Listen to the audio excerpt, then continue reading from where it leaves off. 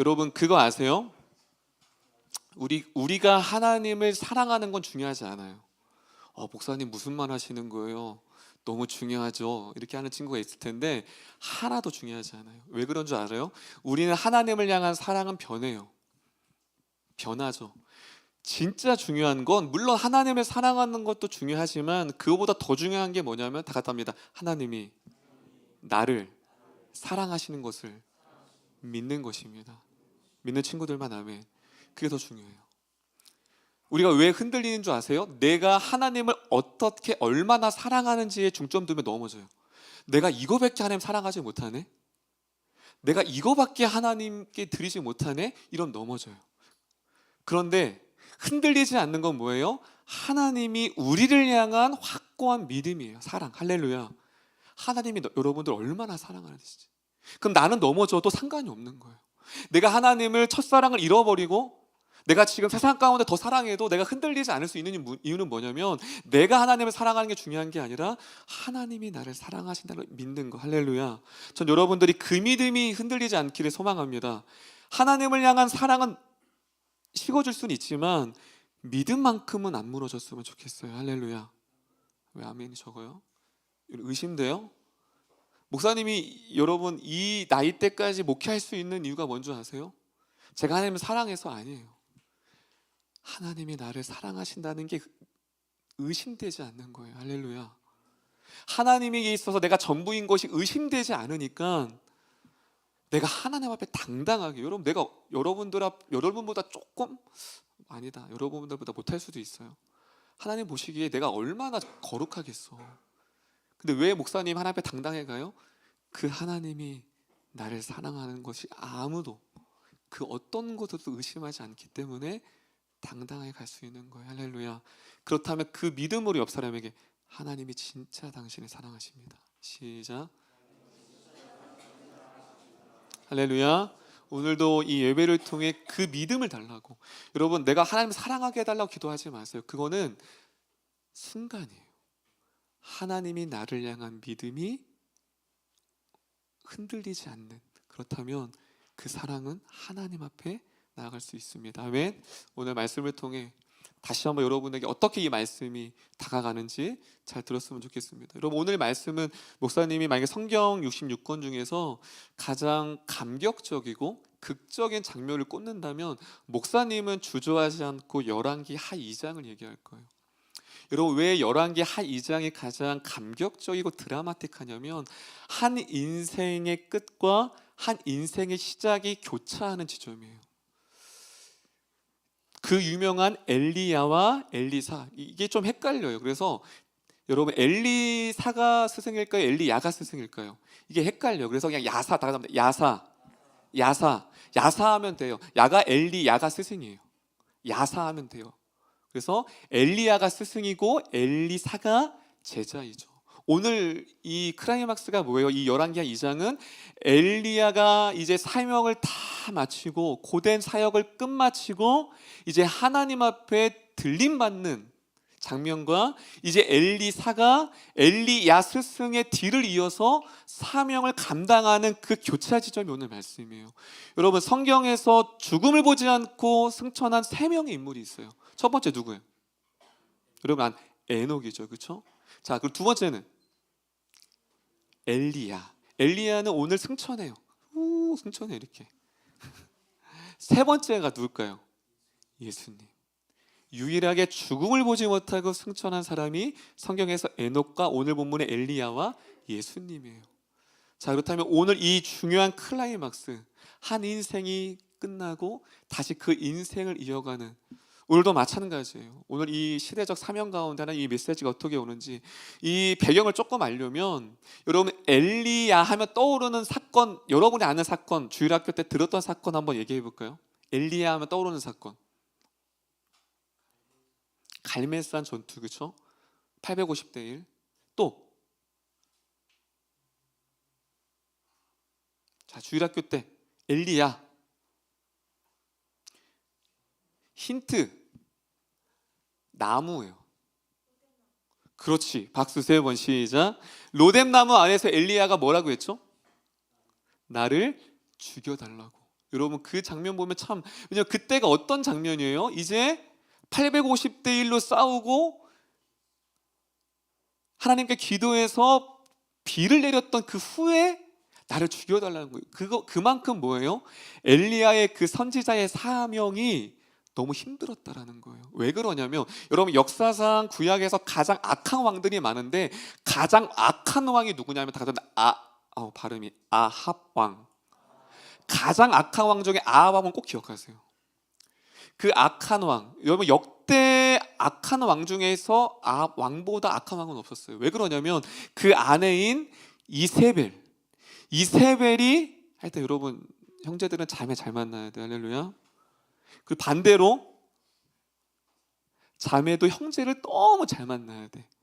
이 아합 왕은 이세벨을 잘못 만나서 그들과 바알과 우상들을 다 우상했어요. 목사님 구약에서 뭐 우상은 뭐 빈번하잖아요. 그런데 그것뿐만이 아니라 당시에 선지 생도들과 선지사들을 다 때려잡아 죽였어요.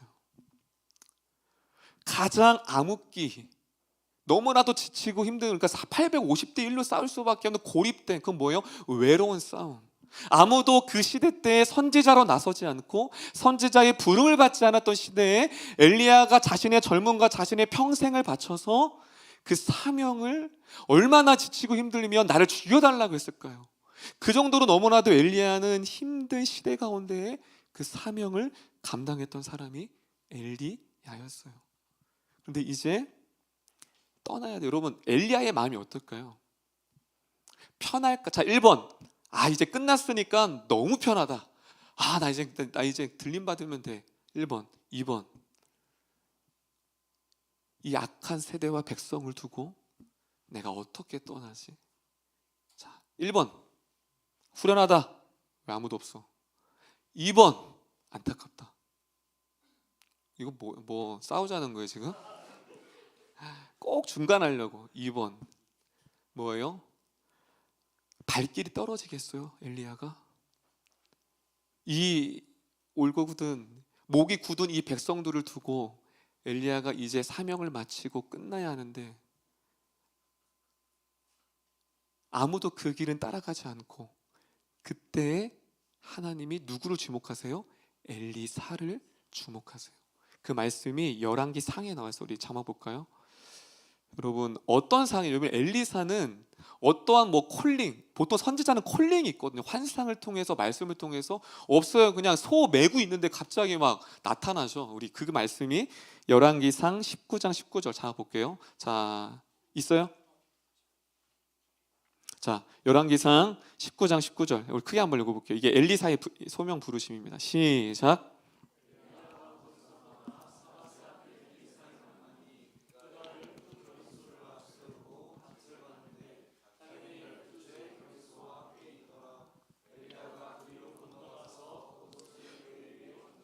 여러분 엘리사가 그냥 12마리 소를 지금 밭을 메고 있는데 갑자기 하나님이 뭐예요? 엘리야의 겉옷을 던진다는 건 뭐냐면 부르심이에요. 콜링. 그 길을 가라. 여러분 여기서 12마리 소를 암시하고 있는 건 뭐예요? 그냥 소를 그냥 밭을 메고 있다 해도 우리가 다 의미적으로는 알잖아요. 근데 왜 굳이 12마리라고 했을까요? 그것은 부자였다라는 거예요. 엘리사는 넉넉한 소유의 사람, 그만큼 성공이 보장된 사람, 오늘날로 말하면 안정된 직업을 가진 사람이었어요. 굳이 이 어려운 시대에 선지자를 잡아 죽이는 그 시대 가운데 굳이 선지자로 가지 않아도 떵떵거리며 잘 살 수 있는 엘리사의 형편을 지금 19절에 얘기하고 있는 거예요. 그런데 놀라운 반응이 21절입니다. 21절 제가 읽을게요.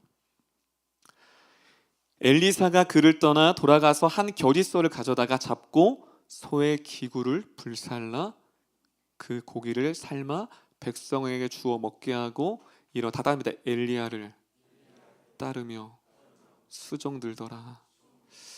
할렐루야. 목사님 말씀 준비하는데 너무 감사한 거예요. 여러분 거부할 수 있었어요. 그 소명을.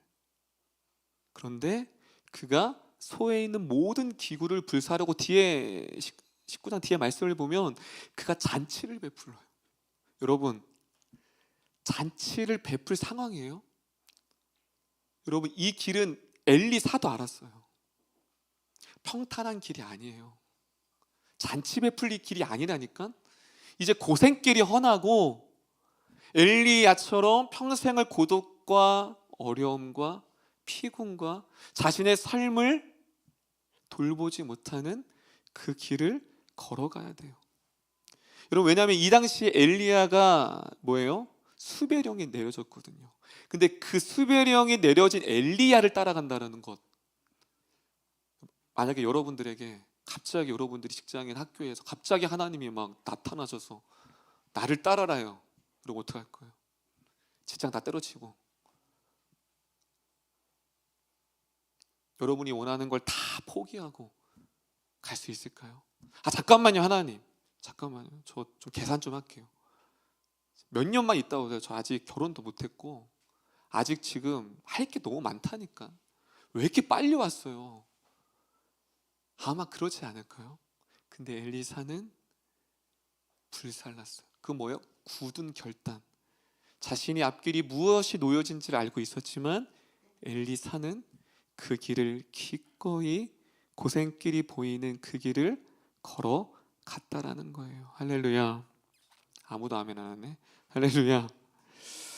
여러분, 얼마나 미련스러워 보일까요? 주변 사람들이. 아유, 저 엘리사 시대를 공부를 못하네. 지금 이세벨이 지금 어떻게 지금 하고 있는데 그 길을 간다고 하는 거야? 여러분, 주변 사람들이 얼마나 이 엘리사의 모습을 얼마나 미련스럽게 봤을까요? 그런데 무엇이 엘리야의 마음은 또 어떨까요? 이제 마음 놓고 이제 엘리사에게 그 사명을 맡겨놓고 갈 수 있는 기쁨이 엘리사를 통해서 지금 엘리야가 주어졌다는 거예요. 여러분, 우리나라의 최초의 선교사가 토마스 선교사도 있지만 실제적으로 보면 언더우드 선교사, 다 아시죠? 그 연세대학교, 그리고 우리 세문안교회 최초 교회를 세웠던, 여러분, 언더우드 선교사가 어떻게 보면 공식적인 최초의 선교사예요. 원래 언더우드 선교사는 인도로 가려고 했었어요. 왜냐하면 인도로 선교를 갔다 온 그 선교사님의 간증을 듣고 그는 마음가운데 어릴 때부터 인도에 대한 선교의 마음을 품었는데 어느 날 한국에 대한 메시지를 들었어요. 왜냐하면 한국 조선 땅은 그 누구도 어떤 선교사도 가려고 하지 않았어요. 그때 언더우드 선교사는 하나님께서 자신을 한국 땅으로 부르신 줄 알았어요. 여러분, 언더우드 선교사가 4살 때 선교사의 마음을 품었어요. 그리고 그 언더우드 형님은 미국에서 엄청난 부자였어요. 그래서 당시에 그 역사 문헌을 보면 당시에 언더우드 안에 타자기가 있어요. 여러분, 1800년대에 타자기가 있다는 건, 여러분 예전에 286 컴퓨터 알아요? 286 컴퓨터? 주한이 알 것 같은데. 286 컴퓨터 솔직하게. 그래 386, 그래 386 286. 그때 모니터 이따만 하고 본체 이따만 하고 그런 게 있었어요. 그 당시에 컴퓨터가 뭐냐면 거의 자동차가 거의 한 대였어요. 거의. 근데 당시에 타자기가 있다는 엄청난 부자였죠. 이건 뭐예요? 언더우드는 구주 선교사로 올 수 있는 형편이 아니었어요. 이미 미국에서 이미 알려진 부호였단 말이에요. 그리고 그는 뉴욕 대학 출신이에요. 엘리트죠. 엘리트 집안에 경제적으로 빵빵하고. 그런데 굳이 저 이름도 모르는 저 조선 땅으로 선교사로 가는 거예요. 그때 한 일화가, 약혼녀가 있었어요. 그래서 약혼녀가 언더우드에게 물었어요. 너 왜 조선 땅 같이 가? 이제 결혼하고 같이 가자니까. 그러니까 거기에 병원이 있냐라는 거예요. 그때 무슨 병원이 있어요? 1800년대. 없죠. 학교가 있냐고. 무슨 학교가 있어요? 아무것도 없는 거예요. 그래서 물었어요. 이 약혼녀 언더우드 선교사에게. 그럼 너가 하는 건 뭐냐? 뭐라고 한 줄 아세요? 나는 다른 건 다 모르지만 한 가지, 하나님께서 사랑하시는, 하나님을 모르는 1000명의 조선인들이 그곳에 있습니다. 그래서 파혼당했어요. 그리고 26살에 홀로 한국의 선교사로 부름을 받았습니다. 여러분, 이것을 어떻게 설명할 수 있을까요? 소명, 부르심, 시대적 사명. 누군가는 그것을 감당해야 하고 그것을 통해 복음의 물결이 흘려져야 하고, 그때 하나님은 하나님의 사람들을 그때그때마다 콜링하시고 부르셨습니다. 이렇게 언더우드가 만약에 그때 그 부르심에 순종하지 않았더라면 우리 학교에, 이 나라의 학교와 이 나라의 교회가 세워졌을까요? 그 언더우드 선교사를 통해서 드디어 미국에도 수많은 선교사님들이 그 물꼬를 통해 조선이라는 땅을 알게 되었고, 조선 땅에서, 그래서 여러분 그 양화진 가면 언더우드 3대가 묻혀 있어요. 언더우드의 대를 이어서 그들이 한국 땅에서. 그래서 물어요, 기자들이. 왜 그렇게 피부도 다르고 모든 것이 다 낯선 땅에 삽니까? 소명 때문에 우리가 이 조선 땅에서 살아갑니다라고 고백하고 있습니다. 그리고 나이팅게일이 30세 때 이런 말을 했어요. 잡아볼까요? 한번 보겠습니다. 읽어볼게요. 시작.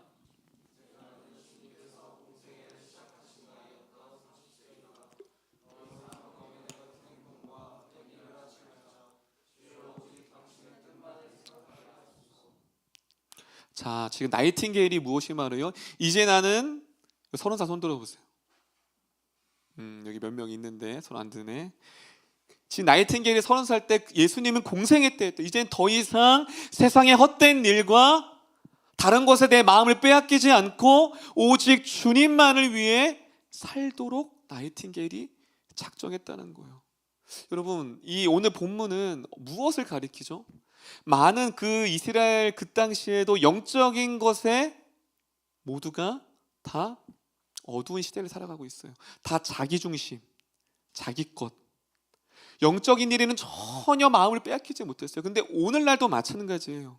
내게 도움이 되지 않으면 시간과 물질이 쓰지 않는 세대, 나와 관련이 없으면 희생을 꺼려하는 세대, 영적인 것, 복음을 전하는 것, 그곳에는 너무나도 소원한 세대가 바로 오늘 이 열왕기하 2장의 배경과 오늘날 여러분이 살아가는 이 시대와 같다라는 거예요. 여러분, 청년들이 자격증과 스펙을 위해선 2-3시간 자면서 그렇게 자신의 성공을 열망을 위해 가요. 여러분, 고3 때 다 해봤잖아요. 그죠? 대학을 위해서, 대학이 대학 중요하죠. 네, 대학이 안 중요하다는 건 아니에요. 근데 왜 그래요? 대학을 위해선 내 모든 것을 다 올인해요. 내 성공을 위해선. 그런데 영적인 것, 교회와 하나님의 나라와 영혼을 위해선 그만큼 노력하지 않아요. 월급을 따박따박 주는 회사에는 내가 몸이 쓰러져도 가야죠. 잘리면 안 되니까. 예배는요, 기도의 자리는요. 그럼 점점점 영적인 일에는 무관심해지고 영적인 일에는 점점점 소홀해지는 세대가 바로 오늘날의 세대입니다. 그때 엘리사가 시대의 경종을 울렸어요. 다른 길을 걸어갔죠. 여러분, 미국이 1950년대까지 가장 많은 선교사를 보낸 나라가 미국이었어요. 그래서 목사님이 지지난 설교인가 청년부 설교 때 미국이 독립전쟁을 통해서 영국의 식민지였잖아. 그래서 1700년대 이제 독립전쟁을 승리해서 이제 미국이 건국됐을 때 청교도들 아시죠? 영국에서 종교의 자유로, 신앙의 자유를 찾아와서 세운 나라가 미국이에요. 여러분, 미국 땅은 그냥 땅이 아니에요. 그런데 그 나라가 1950년대부터 기독교가 쇠퇴하기 시작했고 나라가 타락하기 시작했어요. 왜 그런 줄 아세요? 여러분, 지금도 대통령들이 성경을 놓고 서원을 해요. 그런데 존 케네디 대통령 때부터 미션 스쿨에 성경 공부와 체프를 금지하기 시작해요. 기도를 추방하기 시작해요. 그때부터 미국이라는 나라는 하나님으로부터 등지는 나라가 되어버렸어요. 여러분, 요번에 제가 그 심수를 갔다 왔어요. 심수 총신 첫째 날 저희 그 설교학 교수님, 너무 제가 존경하는 교수님이 오신다고 해서 갔는데, 저도 알고 있었지만 눈으로 보니까 충격이었어요. 어떤 동영상을 갖고 왔냐면, 이제 미국은 의원이 상원 의원과 하원 의원으로 같이 따로 되어 있는데, 그때 이제 목사님들을 이제 초청해서 기도를 시켜요. 그런데 여러분, 기도가 다 하면 마지막에 어떻게 마쳐요? 예수님의 이름으로 기도합니다. 그런데 거기에 모든 목사다냐 내가 볼 때, 모든 종교의 이름으로 기도합니다. 목사가 미국이라는 청교도로 건국된 그 미국이라는 나라에서 국회를 여는데 모든 종교의 이름으로. 왜 그렇게 하죠? 예수님의 이름으로 기도하면 배타적인 거예요. 여러분, 미국이 이렇게 타락해졌어요. 진리를 붙들지 않아요. 그때 이 목사님이 초청을 받았대요. 그때 당당하게 예수 그리스도의 이름으로. 저는 그 예수 그리스도의 이름으로 기도합니다, 그렇게 은혜로운 말인지 몰랐어요. 제가 그걸 듣는데 눈물이 나더라고요. 영상을 보는데. 그게 대단한 게 아니잖아요. 근데 그 미국 땅에서 오로지 예수 그리스도만이 우리의 참된 진리라는 사실. 여러분, 덴마크에 쿠른투비라는 사람이 있어요. 쿠른투비. 덴마크를 부강한 나라로 만든 국부인데 목사의 아들이에요, 이 쿠른투비가 덴마크에. 그런데 그가 30세 때 목사를 안수를 받았는데, 그의 경영 철학이 뭐냐면, 첫 번째가 국민들을 하나님을 두려워한 마음을 가져라. 이게 첫 번째였어요. 쿠른투비가. 그때부터 이 덴마크라는 나라가 점점점 뭐예요? 하나님의 축복을 받기 시작했어요. 여러분, 이처럼 한 지도자, 리더자가 별거 아닌 것 같아요. 그래도 여러분들, 우리의 정말 위정부들을 위해서 여러분 기도하셔야 돼요. 할렐루야. 이 나라, 이 민족이, 대통령이, 저 국회가, 국회에 여러분 절반 이상이 기독교인이에요. 근데 기독교인이면 뭐해? 명목상 그리스도인이죠. 명목상. 실제 그리스도인이 아니라 이름만 그리스도인인 거죠. 여러분, 정말로 기도하셔야 돼요. 이 땅에 오히려 진리가, 하나님의 말씀이 선포될 수 있도록. 그래서 아더 에셀린이라는 사람이 이렇게 말합니다. 자막 있나요? 아더 엘리슬리라는 사람, 다 같이 읽어보겠습니다. 시작.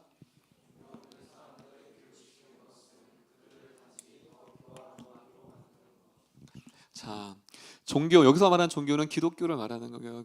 종교가 없는 사람 교육시키는 건 그들은 단지 교활한 마귀로 만든다라는 거. 여러분, 신앙 교육의 중요성을 보여주는 거예요. 여러분, 우리 한국교회가, 주일학교가 다 죽어간다고 하잖아요. 여러분, 주일학교 때 예수 믿었던 친구가 청년 되면 몇 프로 지금 교회 다닐 것 같으세요? 자, 질문입니다. 주일학교 친구들이 100명이 있다고 보세요. 100명이 주일학교까지 잘 교회 다녔어요. 청년 됐을 때 몇 프로가 교회 다닐까요? 현재. 자, 만소가 몇 프로 다닐 것 같아? 20-30%? 틀렸어요. 솔지야, 몇 프로일 것 같아요? 너무 또 밑으로 가는데 10% 미만이에요. 안 놀래네. 좀 놀래줘요. 여러분, 더 뭐 한 명이라고 생각했어? 그러니까 이게 지금 안타까운 거야. 우리 때 같으면 말도 안 되는 거예요. 목사님 주일학교 때는 90%가 청년 갔어요. 근데 지금은 10%라니까. 10%? 우리는 이게 당연한 것 같지만 전체로 봐야죠. 전체로. 대한민국 전체로 봤을 때, 비율적으로 봤을 때 한쪽으로 쏠려서 그렇지, 전체로 보면 10%, 100명에 10명만 예수 믿는다라는 거예요. 여러분, 심각한 거예요. 심각한 거. 무엇이에요? 신앙 교육이 무너졌고 영적인 것에 왜 학부모님들이 문제야. 목사님 중고등부할 때 학부모랑 많이 싸웠어요. 고1 때부터 안 다닌대. 와, 나 진짜 열받아가지고. 이거 방송 나가요? 아니 권사라는 사람이 내 딸 고1 됐다고 학원 다녀야 된다고 그 안 나온대. 강다니까 이 정도 하는 거예요. 찾아갔어요 권사님한테. 권사님 말이 되는 소리를 하시죠. 딸 인생 망치려고 합니까? 딸 인생 망치려고 해요. 근데 말 안 들었어요. 그쪽 대학 서울대 갔어요. 교회 안 나와요. 나중에 권사님 저한테 전화했어요. 울면서. 얘가 갈 줄 알았어요. 대학 가면 열심히 할 줄 알았어요. 여러분 지금 그런 세대예요.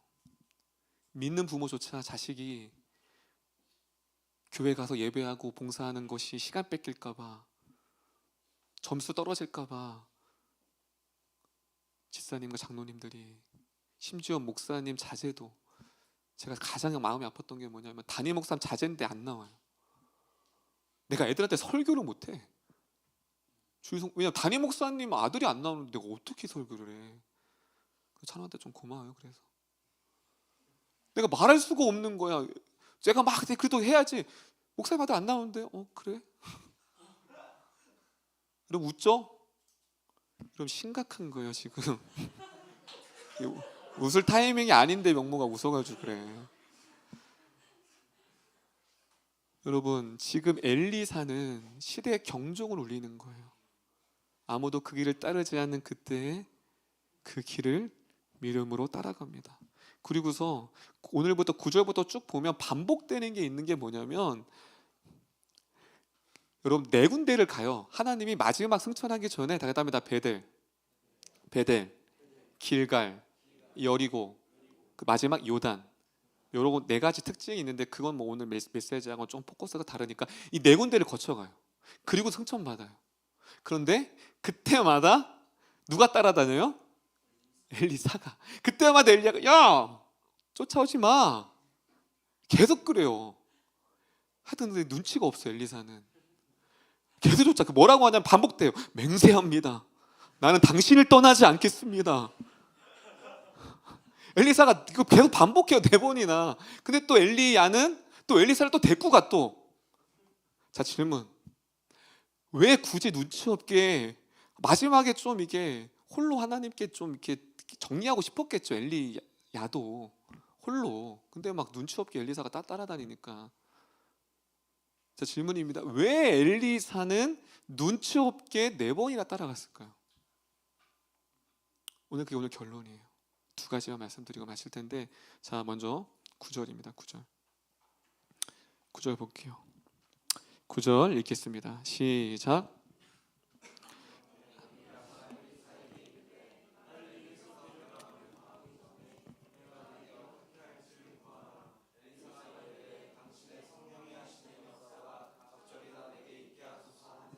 다음입니다. 성령의 역사가 갑절이나 내게 있게 하소서. 할렐루야, 할렐루야. 여러분 지금 무엇이에요? 그가 4번이나 그 베델과 길갈과 여리고와 요단가까지 따라간 이유는 뭐냐면, 첫 번째 이유는 뭐냐면 엘리야가 받았던 성령의 놀라운 능력을 갑절, 여기서 두목시라는 거예요. 여러분 이게 2배가 아니에요. 갑절이라는 게 히브리 언어는 내가 당신이 10 받았으면 20 받는 게 아니라 2가지 목. 그게 뭐예요? 당신이 했던 그 사역 플러스 그 2목, 남은 사역까지 내가 감당할 수 있는 능력을 달라는 거예요. 할렐루야. 엘리야가 다 이루지 못했던 그 사역, 그 나머지 사역을 2몫을 감당할 수 있으려면 지금 나는 준비가 안 됐다라는 거예요. 당신의 그 길을 내가 따라가야 하는데 그 길을 따라갈 때는 성령의 나타남과 성령의 능력이 아니면, 은혜가 아니면 나는 그 사명을 감당할 수 없으니 내게 그 능력을 달라고 기도합니다. 할렐루야. 이거 뭐예요? 절박함인 거예요. 엘리야의 사역을 이어가겠다라는 그 엘리사의 굳은 마음. 여러분 지금 목사님이 저번에 말했지만 지금 총진 신대원이 처음으로 총신 이래 개교 이래 처음으로 미달됐어요. 여러분 이번에 보세요. 내년에 절반으로 줄일 수 있어요.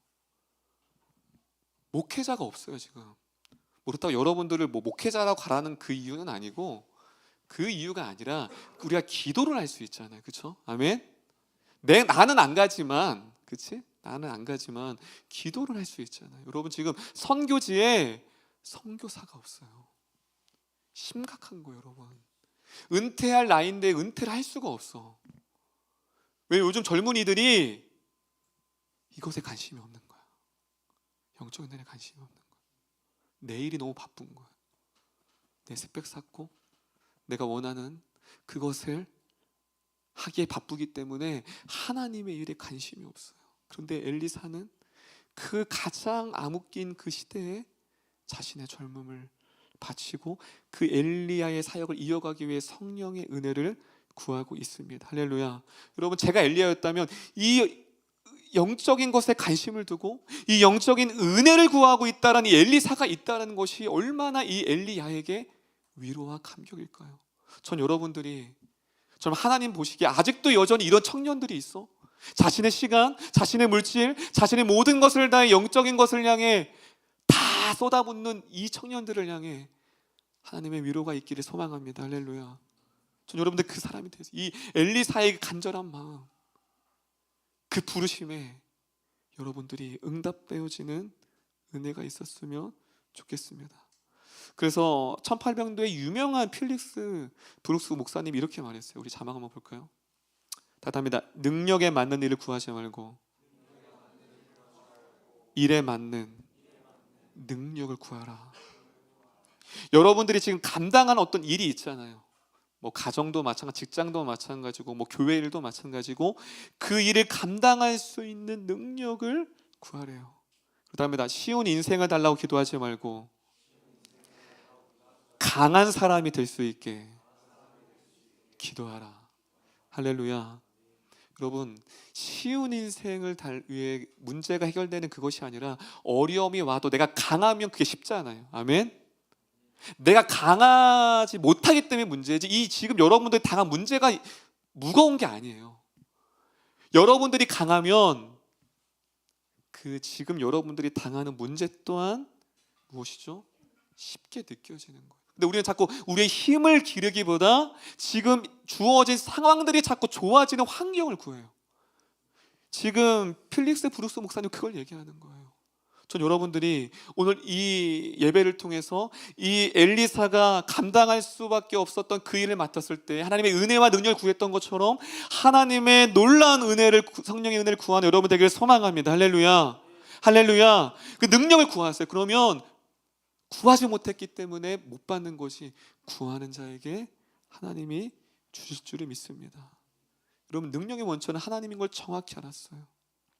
제가 선교대학원 때, 선교대학원에 목사님 여러 번 얘기했지만 선교사님들이 너무 지치고 힘들어서 다시 국내로 들어와요. 여러분 선교사를 혹시 꿈꾸는 친구가 있다면 진짜 여러분 지금보다 10배 이상 여러분 경건에 힘써야 돼요. 국내에서 목회하는 것보다 10배가 더 버거워요. 감당이 안 돼서 돌아와요. 한순간의 감정, 한순간의 뜨거움, 그건 좋죠. 근데 현장에 가면 모든 게 메말라 있어요. 아무것도 반응이 없고, 교회도 없고, 예배당도 없고, 영혼도 없고, 열매도 없고. 그러니까 선교사님들이 지쳐서 오는 거예요. 다시 충전하려고. 그때 어느 한 노 선교사님이 그래요. 선교하는데 선교에 열매가 없어 너무 지쳐 있어요. 모든 걸 다 포기하고 싶었대요. 그런데 어느 날 기도 모임에 초청을 받았는데 그곳에서 하나님을 만난 거예요. 성령을 구하지 못했구나. 열매를 구했던 거예요. 성령을 구하지 못했던 거예요. 그때부터 이 노 선교사님이 성령을 구하기 시작했어요. 성령. 근데 그때 놀라운 거 아세요? 똑같은 어려움이었는데 성령의 능력을 받으니 그때부터 사역의 활기를 띠고 그때부터 사역의 기쁨과 감격이 일어났다고 말하고 있습니다. 할렐루야. 여러분이 많이 지쳐 있습니까? 많이 힘듭니까? 어렵습니까? 그 성령을 구하는 은혜가 있기를 소망합니다. 할렐루야. 내 안에 성령이, 목사님도 마찬가지예요. 목회 진짜 힘들어요, 여러분. 신학과생들 아직 남았어. 신대는 안 갔으니까. 성령의 은혜가 아니면 이건 못해요. 그런데 성령의 은혜가 내 안에 충만하면 이 목회처럼 사역처럼 기쁜 게 없는 거예요. 할렐루야. 할렐루야. 무엇이에요? 사역이 힘든 것이 아니라 내 안에 성령의 은혜가 없기 때문에. 오늘 이 엘리사는 정확히 알았어요. 나에게 능력이 필요합니다. 나에게 능력이 필요하오니 그 갑절의 은혜를 주세요라고 말합니다. 이게 첫 번째 이유예요. 따라갔던. 두 번째 이유입니다. 자, 두 번째 이유. 자, 우리 한번 2절 한번 볼까요? 2절 한번 볼게요. 시작. 우리 2절 열왕기하 2장 2절 시작.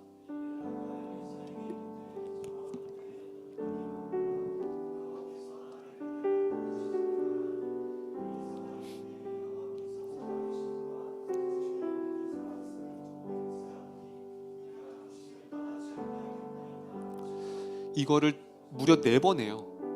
여러분, 엘리야가 어떨까요? 엘리야도 내심 진짜 따라오는 게 싫었다면 어떻게든 도망갔을 거예요.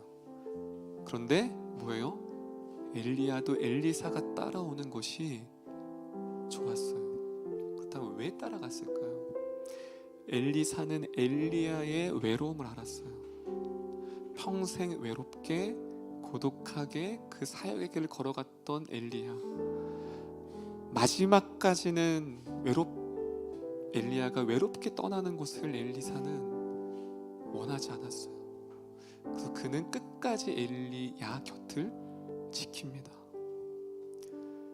누구보다도 그 엘리야를, 선지자의 그 삶을 누구보다도 알았거든요. 그래서 아마 엘리야는 마지막에 외롭지 않았어요. 마지막에 엘리사가, 그래서 뒤에 보면 그 11절에 떠나보는데 12절 읽지 않았는데 거기서 보는 엘리야가 떠날 때 엘리사가 보고 소리 지르되 내 아버지여 내 아버지여 이스라엘의 병거와 마병이여 다시 보이지 아니하리라. 여러분, 지금 엘리사가 엘리야를 아버지처럼 여겼어요. 내 아버지. 그 아버지께서 마지막으로, 아버지 스승과 같은 그 아버지가 이제 사역을, 고된 사역을 다 마치고 주님 부르시는 그때 함께하고 싶었어요. 외롭지 않고 그 길을 동역하고 싶었습니다. 참 엘리야는 참 행복한 마지막을 보냈어요. 여러분, 참 목회자들의 그 말로를 보면 되게 외로워요. 참 목사님들의 그 걸어간 길, 그 사역을 다 마치고, 여러분 젊을 때는 막 왕성하니까 막 사람들도 있죠. 저도 그럴 거예요. 한 70대 누가 몇 명 남아 있을지 모르겠지만 그때는 뭐 아무런 힘도 없고 아무것도 없고 목사님들이 그렇게 소리 없이 마지막을 그렇게 살아가요. 지금도 그렇게 노선교사님들이 그렇게 젊음을 다 바치고 고국당에 왔지만, 그래서 제 기도 제목 중에 하나가 좀 은퇴한 목사님들이 갈 곳이 없어요. 여러분, 받아주는 교회가 없어요. 선교사님들이 은퇴하고 돌아갈 곳이 없어요. 환영해주지 않아요. 교회도 마찬가지예요. 설 곳이 없는 거예요. 평생을 조국을 위해, 그 열방을 위해, 복을 위해 섬겼는데 그 마지막이 너무 외로운 거예요. 여러분, 기도해 주세요. 마지막 길을 다 마치고 그 남은 여생을 그 하나님과 동행하며 걸어갈 수 있는 걸음을 있게 해달라고요. 말씀을 마치겠습니다. 영적인 무관심이었던 열왕기하 2장, 가장 아팠던 시대, 선지자를 핍박하며 그렇게 살았던 시대에 엘리사는 떵떵거리고 잘 살 수 있었어요. 그런데 그는 그 부르심 앞에 자기의 양간을 다 불사르고 잔치를 열며 그 고난의 길을 기꺼이 선택하고 걸어갔습니다. 여러분, 나중에 기회가 되면 엘리사의 사역의 족적을 보면 나중에 대머리라고 막 놀림받고 막 그래요. 되게 엘리사의 걸음도 엘리야와 같이 만만치 않은 힘든 걸음을 걸어가고 있다라는 거. 여러분 지금도 여러분들이 이렇게 복음이 여기까지 오기까지 수많은 젊은이들의 희생, 좀 우리가 좀 기회가 된다면 양아진 선교지를 가서 정말 그분들의 그 헌신, 그분들의 그 눈물과 희생이 있었기 때문에 지금 우리가 있다라는 것입니다. 여러분에게도 콜링하고 있습니다. 아, 목사님 저는 목회자, 그 콜링이 아니라 기도의 콜링. 할렐루야. 기도하세요. 그 여러분 각자의 부르신 목 앞에, 시대적 부름 앞에 내가 삶을 어떻게 드릴 것인가, 이 청년의 때에 내가 어떻게 하나님 앞에 헌신하며 내 인생을 마다하지 않고 걸어갈 건가, 그렇게 이 시대의 빛으로 사는. 저는 외롭지 않아요. 왜냐하면 그 길을 같이 갈 여러분들이 있기 때문에. 할렐루야. 아멘. 별로 안 하네. 저는 외롭지 않아요. 그 길을 같이 걸어갈, 나 혼자 못 죽지. 같이 평생을 함께 걸어갈 수 있는 여러분이 있기 때문에 하나님도 마찬가지일 거예요. 옆 사람에게 그 길을 걷겠느냐. 할렐루야. 아니 그 길이 목회자, 선교사 그게 아니에요. 말씀을 잘 들어야지. 그냥 내가 하나님 앞에 내 삶을 드릴 수 있는 만큼, 헌신할 수 있는 만큼 그렇게 드리면 그 영광이 빛날 줄을 믿습니다. 목사님이 말씀 준비하면서 이 찬양이 떠올랐어요. 틀릴 수 있어요. 근데 저를 따라오면 돼요. 어렵더라고. 그 좁은 길이라는 찬양인데 한번 들어보면 친구 있을 때 가사 한번 볼까요? 제가 이 가사를 보면서 엘리야와 엘리사가 동시에 떠올랐어요. 여러분 가사 보면 지금껏 걸어온 나의 길 다시 돌아가도 후회하지 않을까. 여러분 엘리야가 이제 사역을 종지부를 끊는 마지막이잖아요. 다시 그가 엘리야가 처음 부르시는 그때를 돌아갔을 때 후회하지 않을 수 있을까. 엘리사도 마찬가지죠. 그 기쁨으로 떠나왔지만 그 뒤에 열왕기하 쭉 보면 엘리사도 마찬가지로 힘든 시기를 겁니다. 아직 띄우지 마세요. 앞에 다 지금껏 걸어온 나의 길 다시 돌아가도 후회하지 않을까. 그 다음 가사 답답합니다. 언제나 기쁨만 허락되지 않던 나의 길, 나의 삶은 누구의 뜻일까? 여러분 엘리야와 엘리사가 이 질문 안 물었을까요? 기쁨만 허락되지 않더라고. 목사님도 목회를 해오면서 마찬가지예요. 목사님 기쁨만 있었을까요? 아니더라고요. 근데 누구의 뜻이에요? 그분의 뜻이죠. 그 다음 가사 보면 답답합니다. 아무것도 알지 못하는 나 좁은 길로 인도하시네. 그 다음 내게 큰 것을 얻게 하시는 그분의 사랑, 그것을 바라리. 할렐루야.